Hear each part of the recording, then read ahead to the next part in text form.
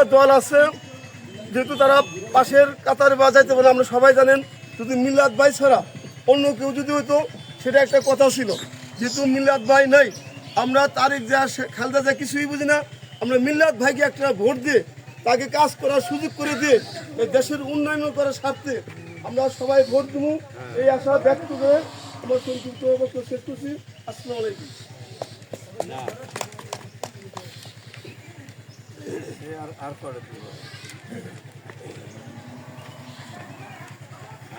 এখন কথা বলবেন আমার শ্রদ্ধেয় স্যার বাহার স্যার, কিছু কথা বলার জন্য অনুরোধ করছি। আসসালামু আলাইকুম। ১৭ জাতীয় সংসদ নির্বাচনের ২ নং চরামখা ইউনিয়নের ৭ নং ওয়ার্ডের উত্তর মকিরচরে হজরত আলী মণ্ডলের বাড়িতে উঠান বৈঠকের সম্মানিত সভাপতি, উপস্থিত চরামখা ইউনিয়নের সিনিয়র সহসভাপতি মুরাদ মামা, উপস্থিত আছেন বিএনপির সাবেক সহসভাপতি বদিউজ্জামান মামা, উপস্থিত ৭ নং ওয়ার্ড সহ ইউনিয়ন পর্যায়ের সকল প্রকার নেতাকর্মী সহ অত্র উত্তর মকিরচরের জনগণ, সবার প্রতি রইল আমার আন্তরিক সালাম। আসসালামু আলাইকুম।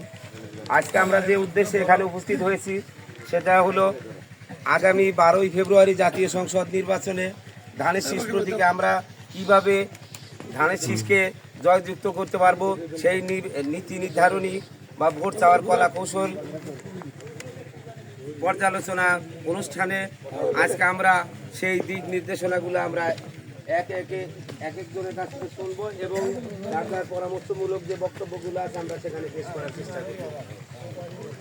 বিগত ১৭ বছর যেরকম আওয়ামী লীগের স্বৈর শাসনের আমলে আমরা কবলিত হয়ে কোনো কিছু করতে পারিনি, তারপরে এই ৫ই আগস্টের পরে আমরা যেভাবে স্বাধীন সার্বভৌম রাষ্ট্র হিসাবে আমরা নিজেদের স্বাধীনতাকে ফিরিয়ে পেয়েছি, সেটাকে রক্ষা করতে গিয়ে এখন আমাদের আর একটা প্রতিদ্বন্দ্বী হিসাবে আমরা সেই আওয়ামী লীগ দোসর চলে গেছে, কিন্তু আমাদের প্রতিদ্বন্দ্বী হিসাবে যেমন আমাদের দলকে প্রতিপন্ন হেয় করার জন্য আরেকটি দল সেখানে ওতপ্রোতভাবে লেগে আছে।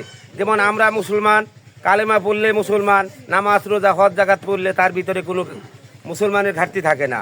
সে যদি ইসলামী শরীয়ত মোতাবেক সে পরিচালিত করে, সে একজন পূর্ণাঙ্গ মুসলমান হতে পারবে, কোরআন হাদিসে মেনে চলবে।